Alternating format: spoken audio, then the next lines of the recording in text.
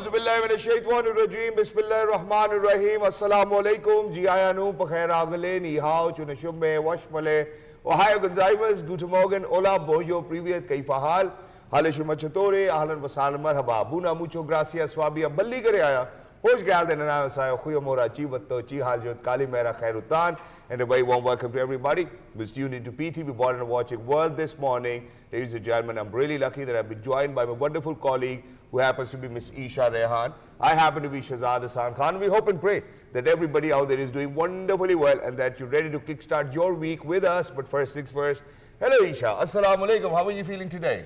Walaikum assalam, Shahzad. Thank you for the wonderful introduction. And you know, I wholeheartedly agree with you that we should start our Mondays with a very happy and positive vibe. Indeed. Because how we start our Mondays reflects on how our whole week goes. But before we dive into more of this conversation, let us discuss what is happening around the globe and what is happening regarding the weather updates in Pakistan. So the Pakistan Meteorological Department has forecasted widespread rain, wind and thunderstorms along with isolated heavy falls in Kashmir, the Potohar region, Islamabad and Upper Khyber Pakhtunkhwa during the next 24 hours. According to the Met Office, heavy to very heavy rainfall may trigger flash flooding in local nalas streams of major cities across the country. Rain, wind and thunderstorms are also expected in isolated locations in North Waziristan and southern Balochistan. Additionally, a westerly wave is expected to affect the upper parts of the country starting tonight.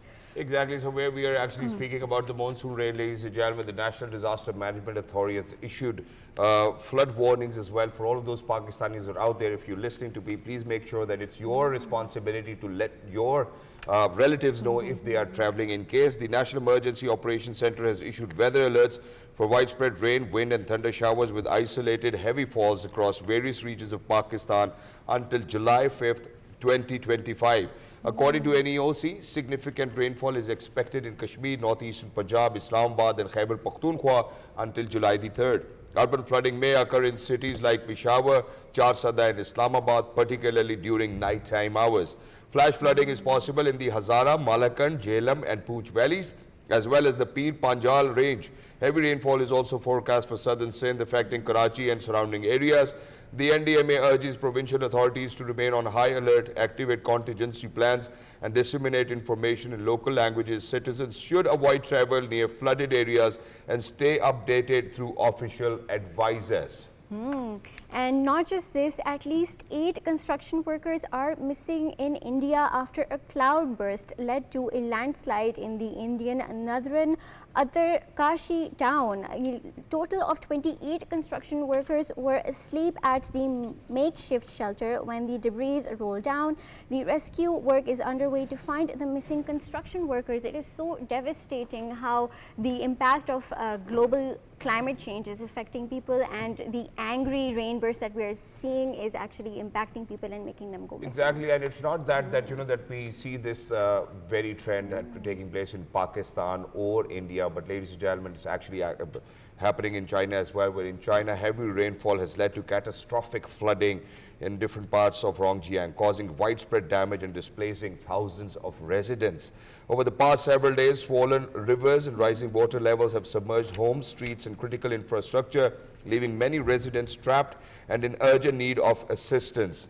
Local authorities have initiated large-scale rescue operations, deploying boats and emergency teams to evacuate citizens from the worst-hit areas. Streets were seen submerged with water levels reaching up to rooftops in some neighborhoods. Prayers goes out for all of those individuals who've been struck. Ladies and gentlemen, please make sure, people, may them be in Pakistan, may them be in China, may them be in India as well. Because of the pre-monsoon or the monsoon rains which are taking place, it has been catastrophic, and it has been catastrophic in Swat as well. Unfortunate. And I would want to have this conversation for all of our viewers who are out there. Now imagine, we do know how unfortunate it is that the rescue teams were not able to reach or rescue the people actually who were stranded within Swat, who might have actually gone out to take selfies probably, and the local authorities, as per my information, did guide them that they're not supposed to go to where they were stranded, unfortunately. If we are to speak about it, number one, the responsibility lies on the people who were out there, who actually guided them that you're not supposed to go over there. But unfortunately, I think the responsibility lies on the KP government as well, and it's because of the fact that, you know, if there was an air ambulance, why wasn't it utilized? If there were resources of rescue, why weren't they put in place? And I think that all of these questions really need to be asked from the relevant authorities, because it was unfortunate, and for everybody who's out there, I would want to say it in Urdu. ख़वातीन हज़रात, अगर आप बाहर जा रहे हैं, travel करना चाहते हैं अपनी फैमिली के साथ, वहाँ के लोकल अथॉरिटीज़ आपको समझा रहे हैं कि यहाँ जाने की आपको ज़रूरत नहीं है, आप फिर भी चले जाते हैं, प्लीज़ कोशिश करें कि आप एहतियात करें। जब लोकल्स आपको समझा रहे हैं तो तब आपको बहुत ज़्यादा कोशिश और एहतियात की ज़रूरत है, ख़ास तौर पे इस मौसम में जब आपको पता है कि सैलाब जो है कहीं आसपास ही है और किसी भी वक्त अनफॉर्चुनेट इवेंट हो सकता है। और मेरा ख्याल है ये सब के लिए पैगाम होना चाहिए। I think last year or 2 years ago we did witness how there was a catastrophe in Murray when there was a snowfall as well, and everybody kind of slept in their cars. Nobody knows that what kind of emissions could actually be dangerous. So ladies and gentlemen, I think it's a time for us where we really need to kind of apologize to the families of the people, you know, who have lost their loved ones. You know, our prayers go out for them, but we really need to be careful in the first place. And do make sure to enjoy your summer vacations and summer breaks, but with a lot of precautions. And as Pakistan braces for heavy monsoon showers, flood alerts have been issued. And to speak more about this, we actually have MAHR SHAHIBZAD on the line, who is the Director General of Pakistan Meteorological Department. Assalamu alaikum. How are you feeling today? Walaikum assalam. Thank you so much, sir, for joining us. Wonderful to have you over here. Good morning as well. So, sir, please go ahead. Let us know what Pakistan, or what amount of rainfall will Pakistan receive from north to south? Yes, sir. Even in the some parts of the Pakistan, even Islamabad, Lahore, Gujarat, Sialkot, in some areas, last night there was a heavy rainfall, more than 70 millimeters. And even in Lahore, 2 days ago, there was more than 100. In Islamabad, more than 100. So it was the first spell of the monsoon that occurred before 1 week before in the last week of the June. But no, this system will continue for the next 3 to 4 days up to 3rd July. And then there will be a break of 1 hour, some hours. And as we know that the phenomena that are approaching from the you can say that Arabian Sea or from the Bay of Bengal, still they are in process and continues to move and affecting in some areas of the India. As you have just told that there was a thunderstorm in some areas of the India, and this process will further enhance and cold moist air that is affecting from the western part that will also merge, and there are heavy chances, heavy rain is expected in some areas of the Kashmir, northern Pakistan, and in some areas of the KPK, Hazara, Swat, in areas, and even then it will proceed to the northern Punjab, and this process will continue. Shahzad, I would like to tell that still it is the first spell. This process lingers on up to the 3 months. July is the first month of the monsoon. And there are much rains expected as we have forecasted that this year there are above normal rainfall expected. So this process will continue. In some areas of the Sindh, southern Sindh, Mithi, there Sakhar, and in the vicinity of Hyderabad there was a heavy rainfall. But in Karachi, though the rain was up to the 20 millimeters, that was not heavy but moderate. So this process will continue up to the up to whole of the process. Exactly, and thank you so much, MAHR SHAHIBZAD, for always being with us as well, and making sure that we give away the right message for all of our audiences as well. And the Pakistan Meteorological Department is really on top of their game. So thank you so much for your contribution. It's wonderful. Where we, me and Eesha, our entire team actually gets to kind of let our viewers know that, hey, you know what, you really need to be safe out there as well. And as MAHR SHAHIBZAD said, that flash flooding is possible in Hazara, Malakot, Jhelum and Poonch valleys as well, and probably towards the Punjab region. So please make sure that you're very careful. But there's a very important day today, other than Monday, other than the week getting started, Eesha. It's one of the most important days, and everybody needs to hear this out loud. and it happens to be the International Day of Parliamentarians. And imagine that the International Day of Parliamentarism is being observed today to honor the pivotal role of parliaments in giving people a voice and influence to shape policy. The day was established by the United Nations General Assembly in 2018 to commemorate the founding of the Inter-Parliamentary Union on June 30th, 1889. The day recognizes the role of parliaments in national plans and strategies and in ensuring greater transparency and accountability at national and global levels. It is also a time to review the progress parliaments have made in achieving some key goals to be more representative and move with the times. Wow, I think these international days need to be recognized and celebrated for everyone to be aware about the impacts that are happening around the globe. Which is why, Eesha, I need to ask you, how much do you think our parliamentarians have given us the voice? I know it's a difficult question, but please go ahead. Well, I believe that they are actually a voice for us, and they talk about and they discuss issues that revolve around us and how our lives can be led towards a better path. And talking about this, and another international day needs to be recognized, and it kind of sounds right out of a science fiction movie, and it is the International Asteroid Day. So the International Asteroid Day is being observed every year on June 30th to raise awareness about the asteroid impact hazard, to inform the public about the crisis communications actions to be taken at the global level in case of a credible near-Earth object theft. The day was created by the United Nations General Assembly in December 2016 to coincide with the anniversary of the Tunguska event over the Siberia in Russia, when the largest asteroid is in recorded record history impacted the Earth on June 30th, 1908. The day aims to educate the public about the importance of asteroids, their role in the formation of our solar system, their impact in space resources, and the importance of defending our planet from future impacts. Wow, I think that's great. If we are to speak about this space war, ladies and gentlemen, that's how we have been protected, and that's why, this is a very important day.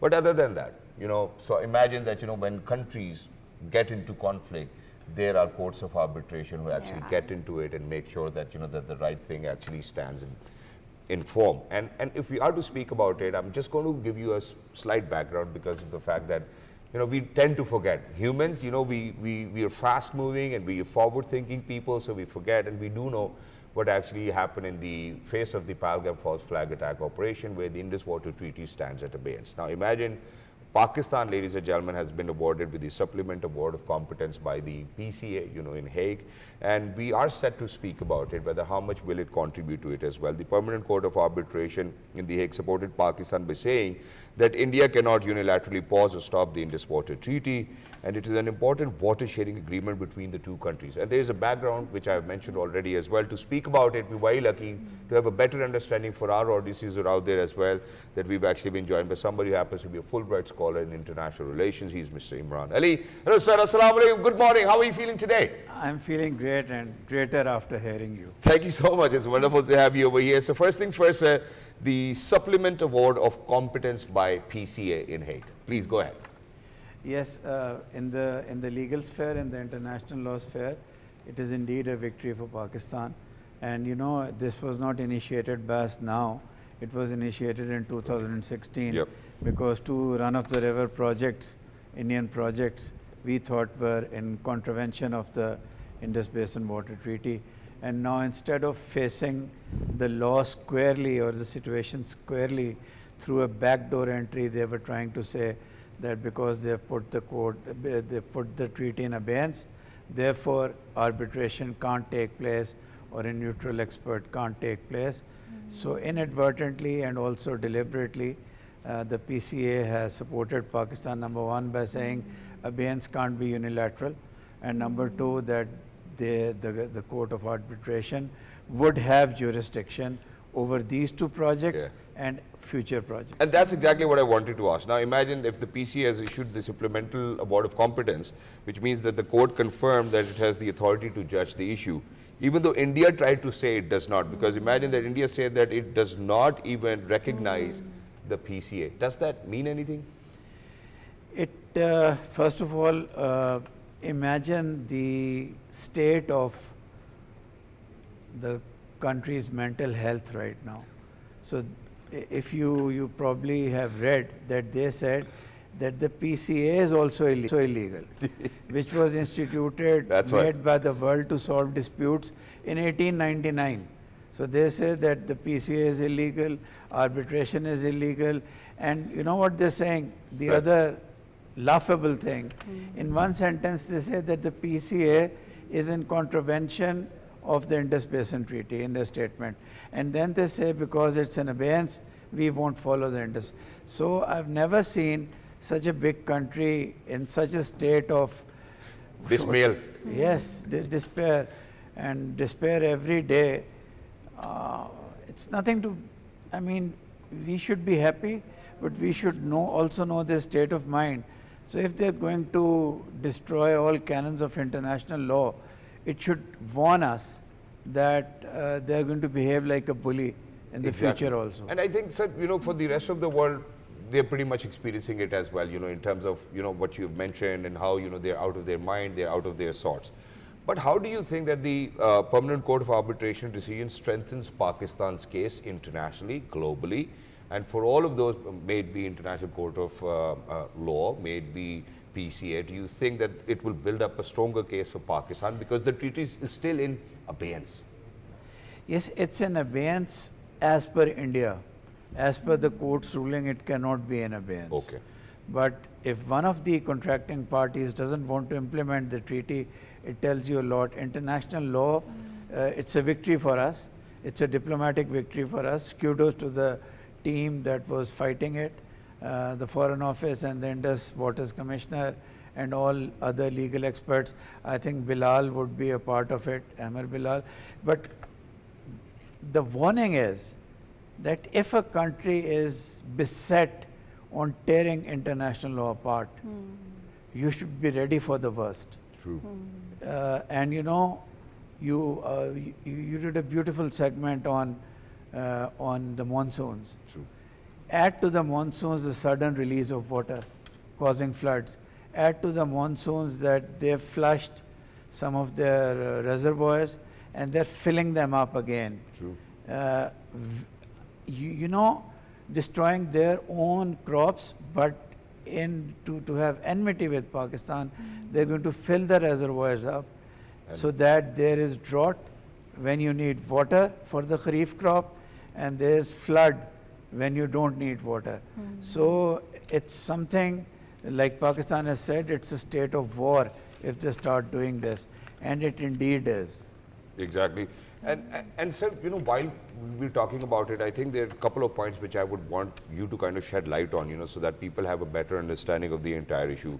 Do you think that, such international decisions can bring India and Pakistan closer to a dialogue? Because for what you just said, because I think when the entire Swat incident happened, there was a question that what if, that the water was flushed in by India, unfortunately. Do you think that there will be days, because after the Pahalgam false flag attack, how the region has been in the face of conflicts lately, do you think that there will be a time that Pakistan and India will decide, okay, let's sit down, because it's about the Indus Water Treaty. We have seen how Bilawal Bhutto has very equivocally spoken about it and how, it will be considered as a war crime. But it looks like as if, India के कान पे कोई मक्खी रेंग नहीं रही इस वक्त और वो कोई ऐसी इंटरनेशनल पावर नहीं नज़र आती लोग इंडिया को समझा सके कि भाई जगह पे रहने की ज़रूरत है वो वाली मस्ती ना करो जिसको तुम बर्दाश्त नहीं कर सकते. I think we'll have to raise it, the Indus Water Treaty and the water issues of Pakistan as our talking point number one with China, Russia and the US. It has to be number one. More than arms acquisition, more than other things, the fact that they are going to try to hurt us with water. And as far as your question, whether we are going to sit on a table, despite all these provocations, sometimes even I feel odd that Pakistan offers dialogue every time. Okay. And they, like a giant, they resist dialogue. So until they have a change of heart and they realize that this is a common problem of humans, as you both of you very rightly were saying, the people of India, the people of Pakistan, the people of China, this is a common international thing. True. And if you want to be recognized as a large country that wants to become a regional global power, you've got to behave like one. True. Yeah, you certainly need to behave like one. But I think now, let's come down to this. How do you think, how confident you are in the role of international courts in resolving Indo-Pak disputes, first of all? Let's speak about this as well. And do you think that water can become a tool for peace? I do know, where you coming from, कि यार हर दफा हमें ही क्यों जाके dialogue initiate करना. And even when the Pahalgam false flag attack took place, it was we, who said that, come on a neutral venue, we'll sit down and let's explore whether who's done what or not. Do you think that the international courts will play a pivotal role in resolving this issue because the treaty still stands in abeyance? It will strengthen our hands, this decision and other decisions. But if the other party is besought on not adhering to international law, then I'm afraid there is little hope. I hope India recognizes that the future of this is together, that let's sit, let's come to some conclusions for the betterment of people of India and Pakistan. Exactly. And one last question, sir, where they're very mindful of the fact that they will be building infrastructure on the Indus water. And do you think, obviously, certainly it's the complete violation of the Indus water treaty, but what if it happens? Do you think that Pakistan needs to resort to it or kind of respond to it with whatever capacity we have?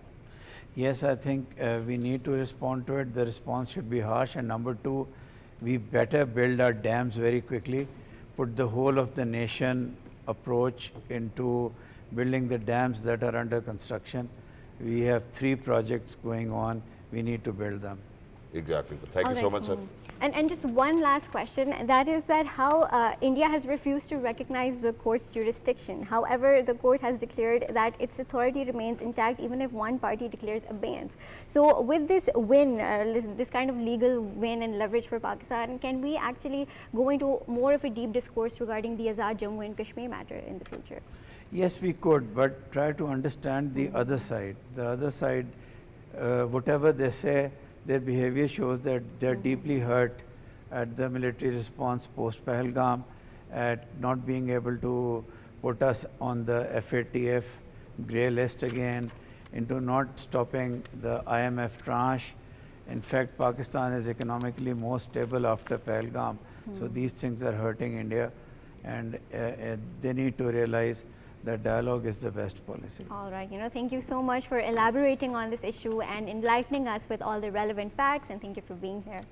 Thank you so much, Mr. Imran Ali Saab. It's always wonderful to be in conversation with you, especially, for a gentleman who's very okay with whatever you want to speak about, ladies and gentlemen, because imagine that we really need to work really hard to make sure that we bring people in, who knows what they're talking about. And, it is for the information, knowledge perspective, and education of our audiences who is out there. But I think, Eesha, what's next for us now?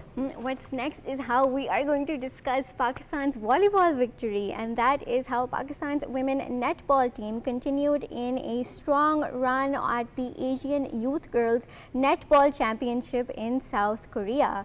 In their 3rd match, Pakistan defeated host South Korea by the 91 by 6 goals. How fascinating. And this is Pakistan's 3rd consecutive win in the championship. In the first match, Pakistan outplayed Saudi Arabia while they beat Chinese Taipei. In their 2nd match, Pakistan is leading the Pool B with 6 points. Wow, I think that's wonderful. In the field of sports, we're doing wonderfully well as well. But I think let's speak about what's happening internationally in the field of sports as well, with the first test in Bulawayo, day 2, Zimbabwe 251 in reply to South Africa's 418 for 9. Zimbabwe bowled out for 251 runs in the first innings in reply to South Africa's 418 for 9 declared on the second day of first cricket in Bulawayo. PTV Sports Early is telecasting the match live. Earlier, South Africa declared the first innings on the overnight score 418 for 9, with Corbin Bosch not out on 100. Not just that, they have a debutant who's actually scored 153 or 158. He's only 19 years and 93 days old. His name is Peterson, and he's broken the record of Javed Miandad Saab as well. So I think South Africa wonderfully well as well. South Africa stewards of Zimbabwe.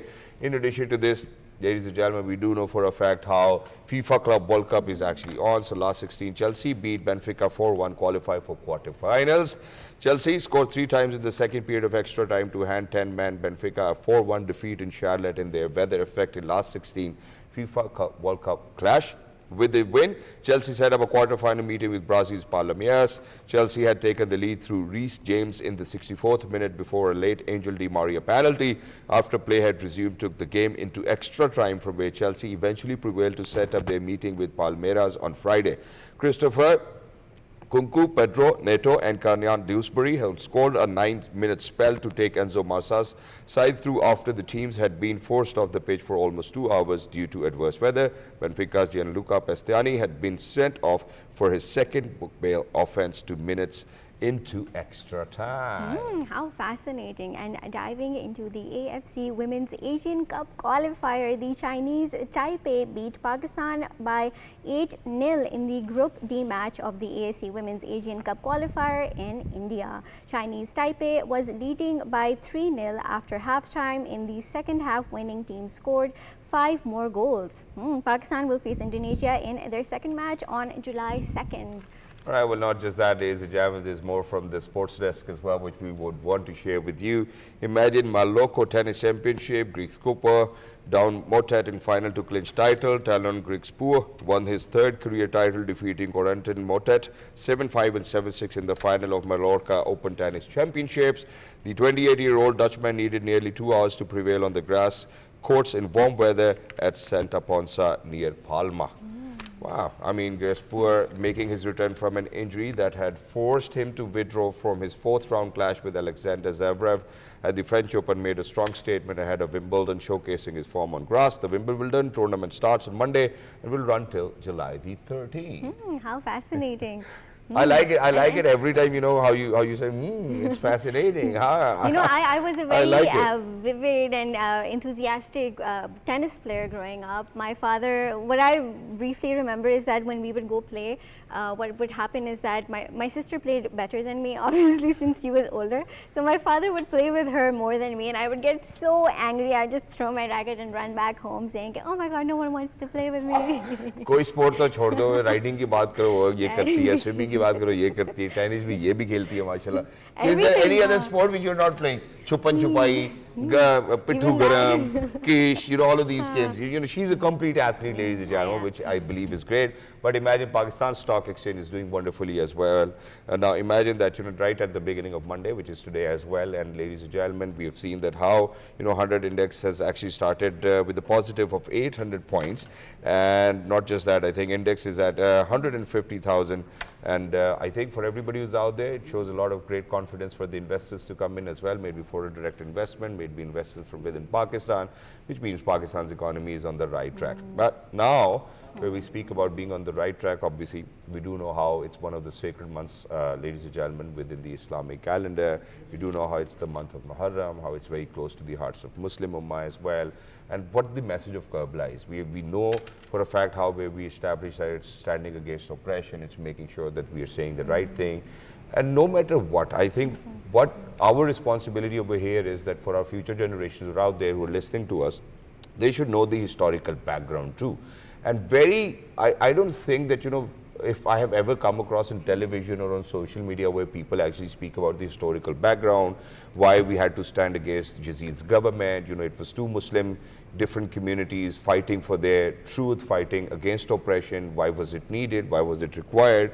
To speak about it, we're very lucky that I've been joined by a very eloquent speaker over here. He's been with us throughout the Ramadan transmission. He's a wonderful guy, gentleman, a scholar. Ladies and gentlemen, he is Mr. Mufti Syed Usama. Hello, assalamu alaikum wa rahmatullahi wa barakatuh. Wa alaikum assalam wa rahmatullahi wa barakatuh. Thank you so much, Mufti Sahab, for joining us. Wonderful to have you over here.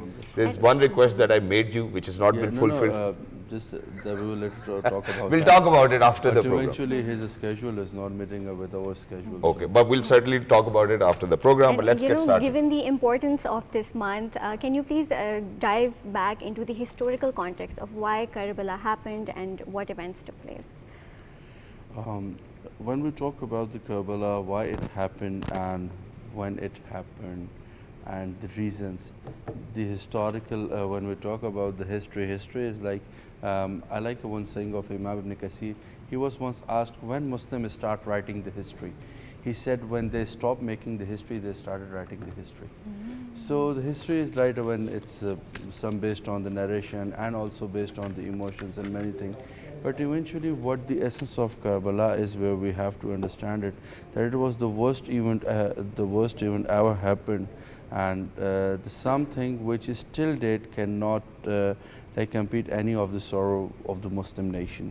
So there was a time, if you talk about, and this was a one promise which needs to be fulfilled, but eventually that promise was betrayed.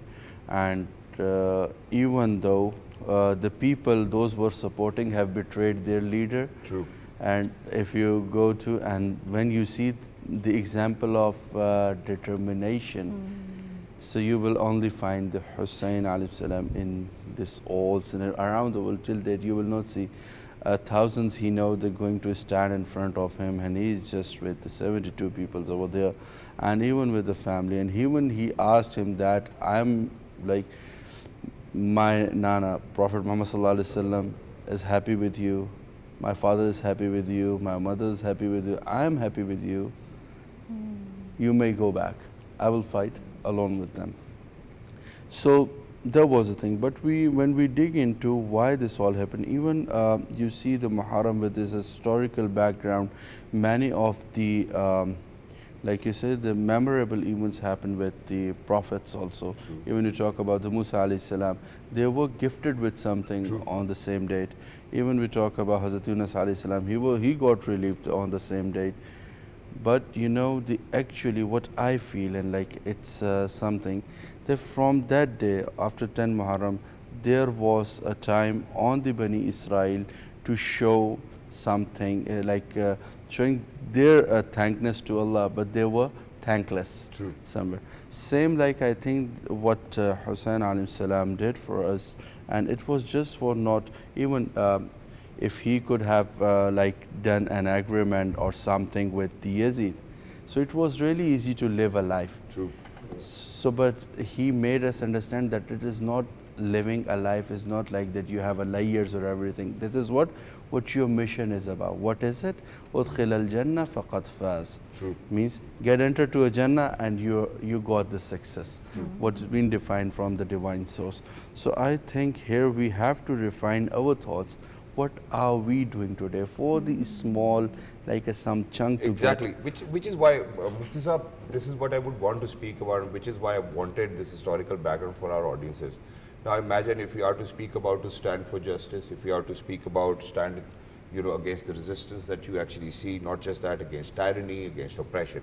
Now, what sort of oppression do we talk about in those times, and so that people now listening could actually relate with if there's any sort of oppression that they face in their life and how they really need to stand against it. Just there was, Islam, mostly we derive the Islam on the basis of the ibadats and the other thing, but the ibadats are just the thing. These we say huququllah. And it's always said in Quran, Inna Allah la yaghfiru an yushraka bi wa yaghfiru ma duna dhalika liman yasha, that He has authority on that beside a shirk, He, if you don't do a shirk, He can forgive you for anything. True. He could. Like even you say with your salah or your prayers, you are like a lazy bit of it. He can compensate you with something, but one thing He cannot, it is the rights of the people. Yes. Actually, if we see this all effort of Karbala, you will see the rights of people were getting violated. It was not about the throne, it was not about the getting a place or a recognition by the people or showing some heroic effort. It was about the rights of the peoples were getting violated at collective level. So, but eventually Hussein alayhi salam stood alone for that, and he was alone there and as a message. But what we do get for today, if you say the pressures, what kind of a pressure relates to us? He got offered with everything. Even he was offered that if he agreed and withdraw everything, he can get what he wants. But he was on the point to not disturb the whole structure of Islam, rights of the people. So for today, every day we violates the right of the people. And that's exactly वो जिसे आसान कहते हैं ना कि लोगों को 2 number माल बेच के नमाज के लिए दुकान बंद करना. So that is not the Islam. Exactly, या 2 नंबर माल से हज कर लेना. मेरा ख्याल है इस तरह की बहुत सारी, we will get a lot of examples. But just to connect it with what's happening today, we do know how bribery is really common. Number one. We do know how most of the time if you go to a government office, unfortunately, but I have to say so as well, how the other person sitting behind the counter makes you look like as if you are their servant and they are there to kind of be the power of authority or autonomy. Now, in addition to this, how rule of law is different for the rich, how rule of law is different for the poor, how a brother will not give the right of inheritance to his sister. And with all of these things, we think that, we're living in a world where we are more liberal, where things are getting better and whatnot. And these are the day-to-day affairs that people actually experience in their daily routine. And we have started to live with it. Nobody's is powerful enough and nobody thinks about it and imagine, which is why we need to kind of reflect from Karbala that even he at that point of time was not powerful. But what he thought was that better than this life is to kind of sacrifice for the right thing. Definitely. And then go ahead and accomplish your mission, go to Jannah. Definitely. Eventually, this is what I said for a Muslim. Allah says in Quran, "Udkhil al-jannata faqad was already. Wa mal hayatu dunya illa mata'ul ghurur." When you get deep into this world life, you are going to be one thing. Either you will be a greedy, True. or either you will get into arrogance. So if you see for a today world, like when I talk to some people, so like you say, yeah, after like 4 years I will do this and this. I said, what if you are not going to wake up tomorrow? Yaar, kaisi baat kar rahe ho? I said, this is the reality of a life. You don't know. Either you are going to get up on next day. You are having the rights of people on you. You have disturbed someone's life for just a small. You said the rule for a rich is not rule for a rich. It's rule for a money. If you have something fulfilled in a pocket, so even it's people says ke jail mein bhi achhi zindagi guzar jati. So the thing is that we have to, like we all say that Hussein, and you will even see people will be chanting Hamare hai Hussein and everything. But what matters is how Hussein will recognize you. He's who he is. Sayyid al-Hasanain Sayyida Shababi Halil Jannah. They are going to lead the youth towards the Jannah. So can today's youth be can we relate to their lifestyle or anything? And even are we in that category till date, so they can recognize us ke हाँ यार, they are the people we have to take them with us. Sir Urdu में पूछ रहा हूँ, कुछ चीज़ें ऐसी हैं जो हम अपनी आंखों के सामने देख रहे हैं गलत हो रही हैं. कुछ चीज़ों के बारे में हम बोल सकते हैं, कुछ चीज़ों के बारे में अभी भी हम बोल नहीं सकते. अब क्या करें आप बताइए. Go ahead. असल में should I answer in English or Urdu? English. Yes, okay. English. So looking up to this thing, this is what was the message of Hussein at that time. Even you see in the history, there are the two people to chase a resistance against the values. One Osman Raziallah and the second was Hussein Raziallah. They sacrificed their life but didn't let the values goes down. So eventually when you do that, okay, like Shahzad bhai, we can relate to it. When you do that, when your priorities are defined, what am I going to, either I'm going to get a reward from Allah or I'm going to get from the people. True. Either that's a worldly small chunk is important for me or the thing which I'm going to get at that day. That too forever. So same like, in my life, even though once I said, okay, recently even if you share, I can share with you, I know one person who invested like around 120 million on his just constructing a house. Okay, I know that guy, like every day he used to show his house like a museum. And I said, when you are going to shift? He said, just after 2 weeks, I'm going to shift with my family here. And a certain day, after like meeting him, after 2 days, I received a call from his wife that he died. So there is a thing, this is the world actually. We have to, and this was the world for Sahaba. This was what Khalid ibn Walid Razallah anh said at that time, Sa'd ibn Waqas, Khalid ibn Walid, they used to say that we love the death as much you love to live this life. Thank you so much, sir. So that is the important message. Thank you so much for giving away this message. I think it's a wonderful and a beautiful message which we certainly need to resonate with. Unfortunately, but we are not. I think we've gotten a little numb. I think we have gotten more into how we really want our life to be luxurious, and we forget about what the purpose of our life is. Ladies and gentlemen, the purpose is to make sure that we obey Allah Almighty, that we stand against oppression, that we stand for dignity, that we stand for justice, and we all need to do it together. And towards the end, please make sure that you write to us at www.ptworld.com.pk. Eesha, thank you so much for being a wonderful colleague, and for everybody who's out there. Ladies and gentlemen, look after yourselves. Have a great week ahead. Allah Hafiz. Good morning. Thank you, sir.